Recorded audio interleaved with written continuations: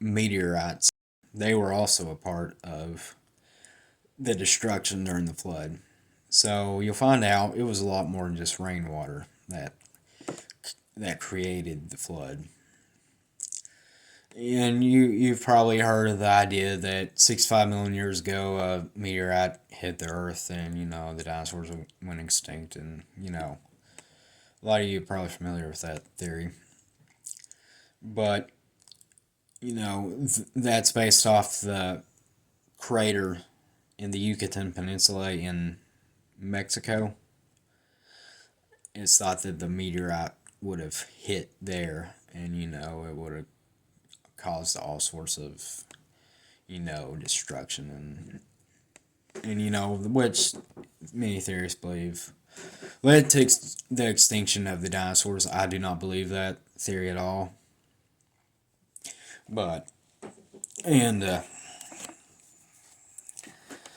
it's thought that there were meteorites, and that there is this theory that the meteorites would have caused the cracks, which the water from the deep would have burst forth.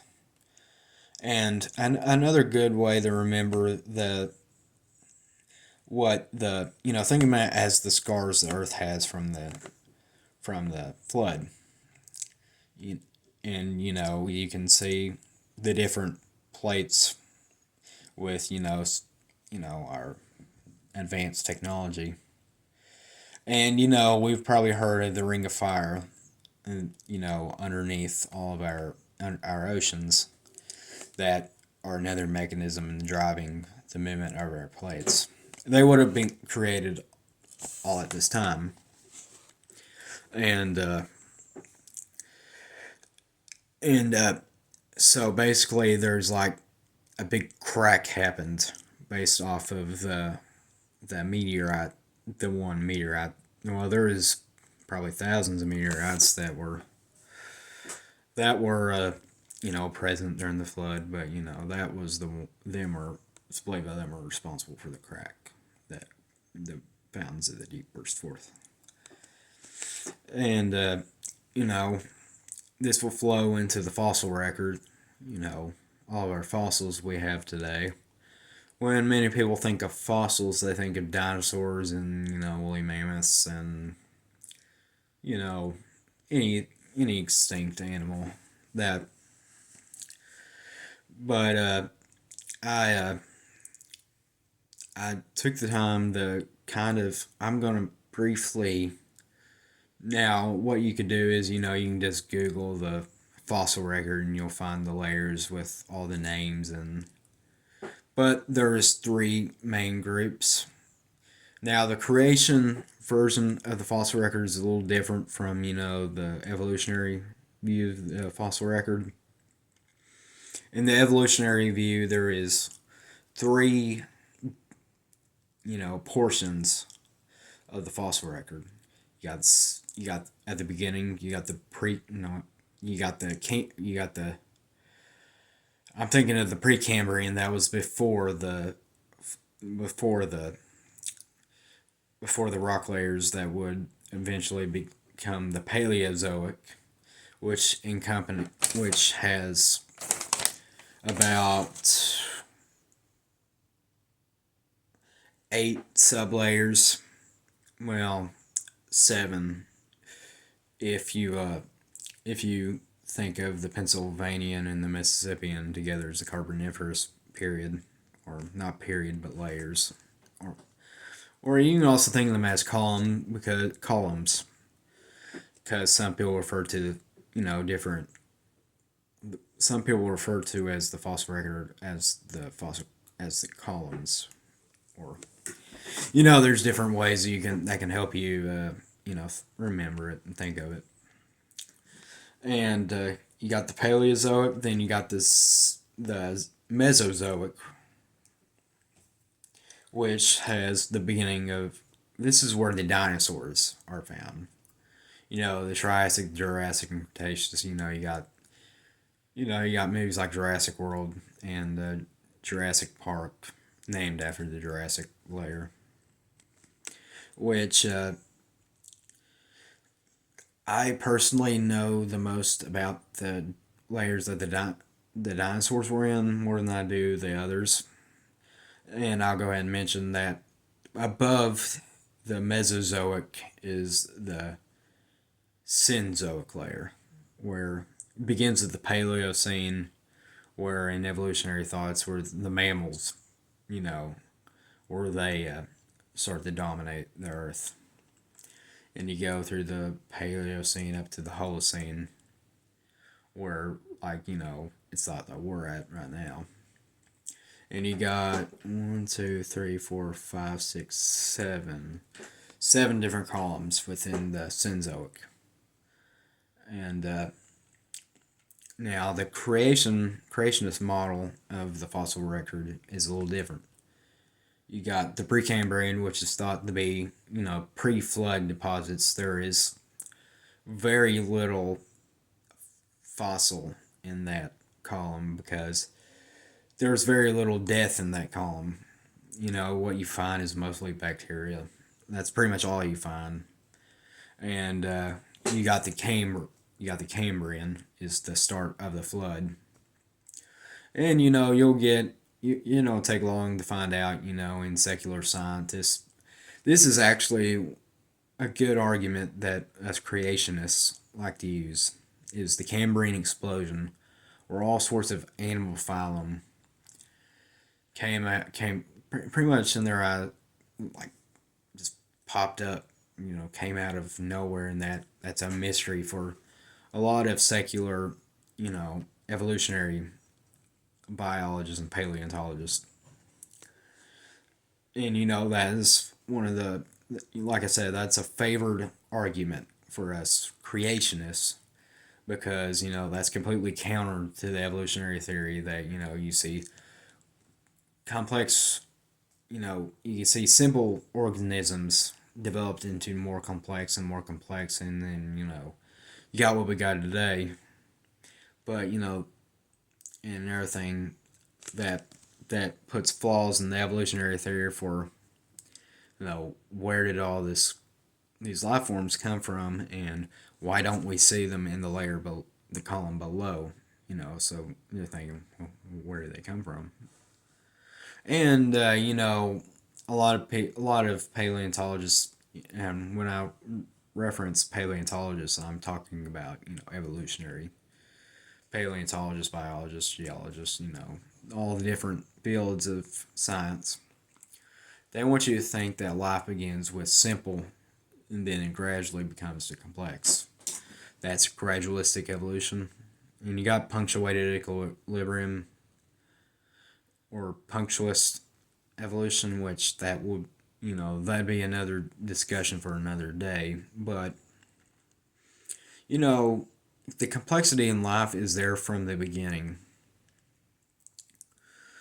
And, a lot of people have the idea of trilobites, them little arthropod creatures. And, well, if you don't know what they are, you can just Google them. They're one of the more popular, animals of the Paleozoic. And, but their sight system is more complex than ours, us humans. And you can see the obvious design in our eyes and how complex, our eyes are in our ears, and all of our body is, which shows God's design in His creation. And like I said, the creationist version of the fossil record is different because the Paleozoic and the Mesozoic make up what we call the antediluvian epoch, or the pre-flood world. But the antediluvian epoch is the Cambrian is where the flood starts, and the at the end of the Mesozoics where it's thought that the flood ended. But there is some debate on if is that exactly where it ended. And like some some creationists, they kind of want to push it up up a column. But I haven't studied enough on the topic to tell you much about it.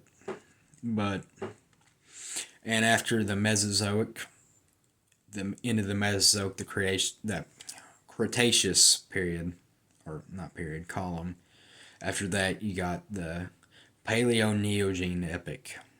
Starts with the Paleocene, and it goes on Eocene, Holocene, Miocene, Pliocene, Pleistocene, Holocene. That's from top to bottom. No, bottom to top, I meant.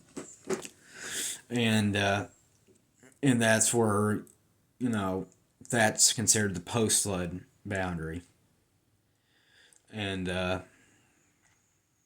and in the fossil record, the flood. It's thought that the fossil record as a whole, with the exception of the post flood boundaries, post flood deposits. I meant that you know the flood deposits is what created the fossil record, because you see all of our fossils either as petrified versions of bone, and then you got carbon traces, and then you got fossil feces, and amber. You think of the mosquitoes that are stuck in amber before they die, which is comes from trees. It's like tree sap, and and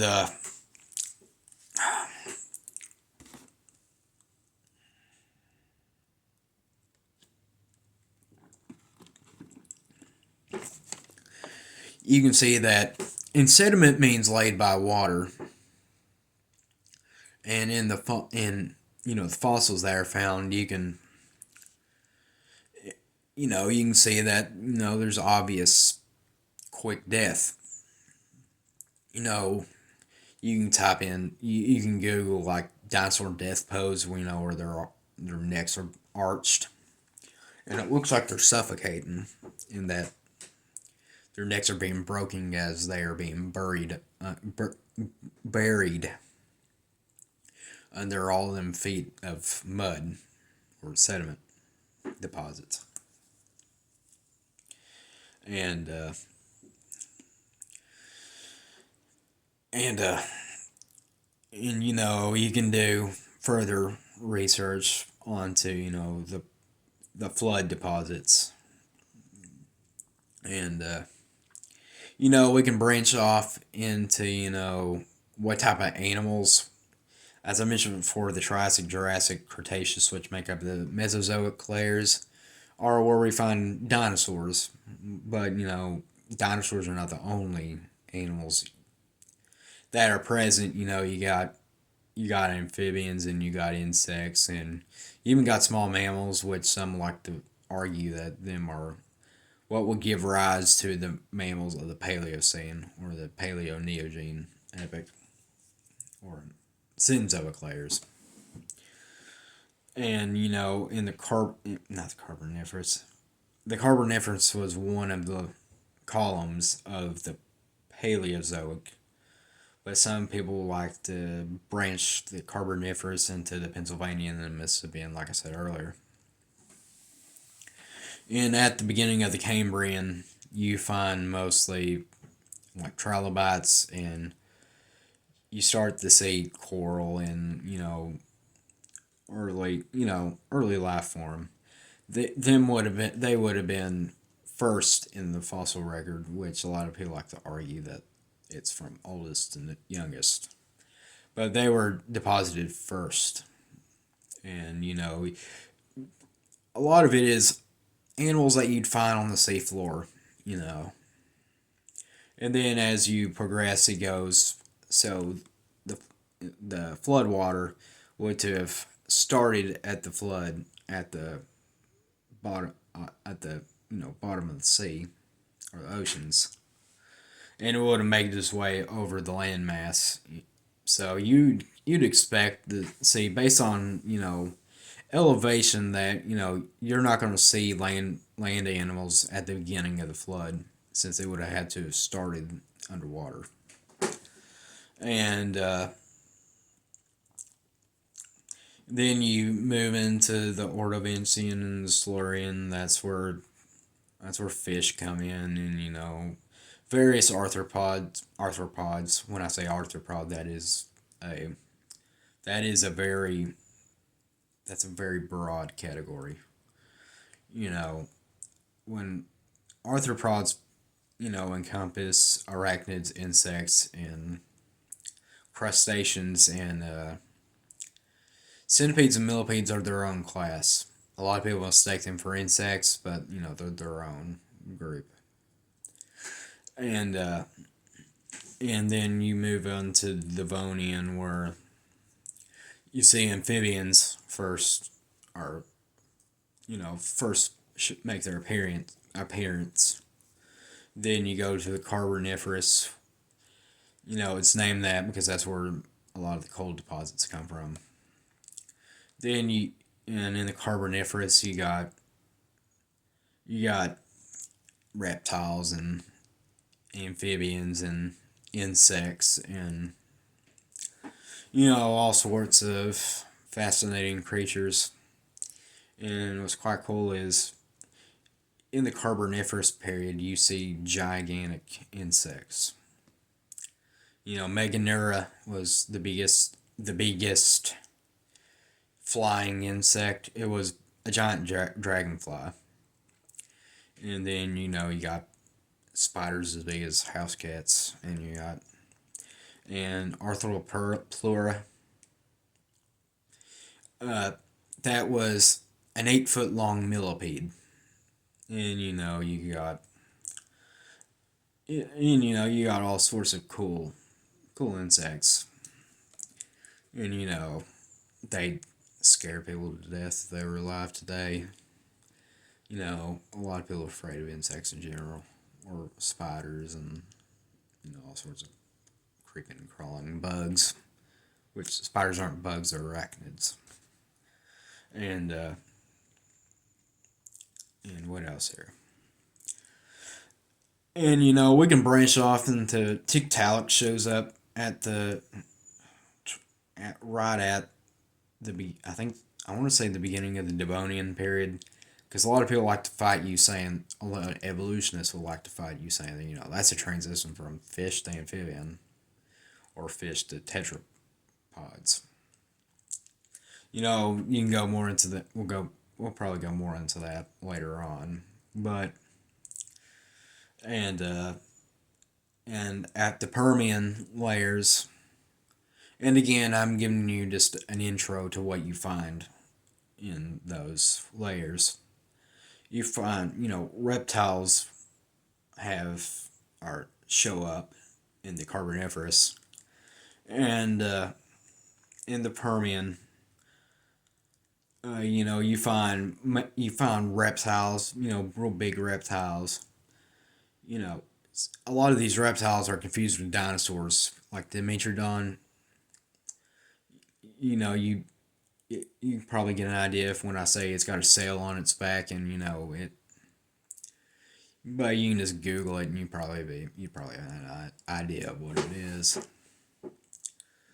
And again, you have evolutionary scientists who fight you, saying that they're mammal-like reptiles. They're reptiles with mammalian characteristics, but that be for a later day. And I'll go ahead and mention that it'll be a while before me and Kyle do this together. So, and this is directed toward mostly the people who've seen the video off of Instagram, and me and him will do it toward our congregation at church. And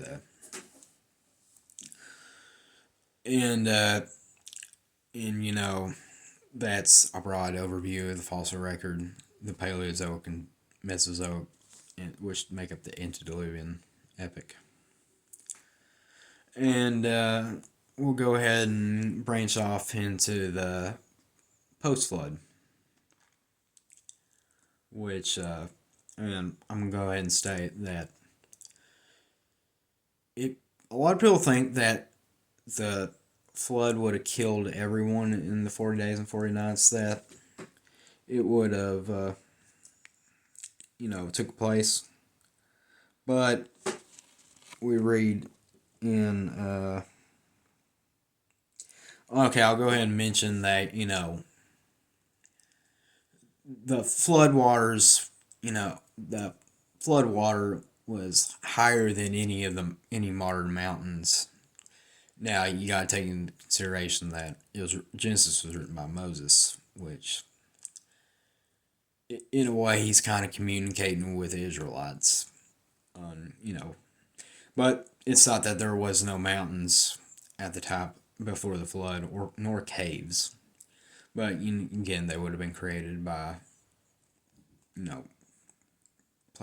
the plate tectonic movement, especially the convergent boundaries. And the India, which some people classify as a subcontinent because the Himalayas and the Hindu Kush that divide India from Asia, and the Himalayas, Mount Everest, the tallest mountain, today. And when you get an idea of plate tectonics, I'll demonstrate with my hands if I can. Like, they move upward like that. And then you got divergent that move away like that, and you got transvergence that kind of they get stuck in. Then like the San Andreas fault line, like I mentioned earlier. And that would have created the Himalayan mountains, and due to the movement of the plates. Now, you need to take into consideration that the movement of the plates during the flood was a whole lot faster than it is now. It's inches per year, but it would have been inches per hours then. Or it could have been miles per hours, but don't take my word for it because I'm probably wrong on that. And now, and I forgot to mention this. There's a lot of seismic activity during the flood, and we can get into, a lot of people wonder how, where are the humans at in the fossil record? I've heard some arguments saying that they're not, and I've heard some claim that there actually has been some found. But I won't get into any of that right now. And I just remembered I forgot to mention this, that in what's considered the flood layers, you don't see mammals, but some people are considering, the first few columns of the Paleo-Neogene to be flood layers. And there's, the flood would have had to have come on the coastlines, which is thought to be where the Permian and Triassic layers were. That's what they were before the flood. It would have moved inward, and it's thought that the mammals, the further inward you go, the higher up you get, I guess you can say, on the fossil record. And people wonder, well, where are the humans and even the mammals at? But it's the simple answer to an answer to that is, you won't expect to find them in the same in the flood layer. Well, not the flood layers. You won't expect really to find them with the dinosaurs and with the layer layers below, but there have been some con- contr quite controversial fossil finds that kind of question that, and won't get into any of them today, but I can later. And but the humans and the mammals would have lived, you know, they would have been on like the interior of the landmass, and you know, a lot of the reasons that the God, had the flood was to destroy, wipe out humans from the face of the earth, and with them would have probably gone mammals because they would have lived in the same area. We read, that you know humans, creationist view of humans is very different from the evolutionary view of humans. You think of ape the man, or you may have seen the line of regression chart, or you get like a chimpanzee like creature that eventually, through about a course of 3 million years, turns into modern Homo sapiens. And again, we can branch off into the different supposed human ancestors and Neanderthals and Homo heidelbergensis and Homo naledi.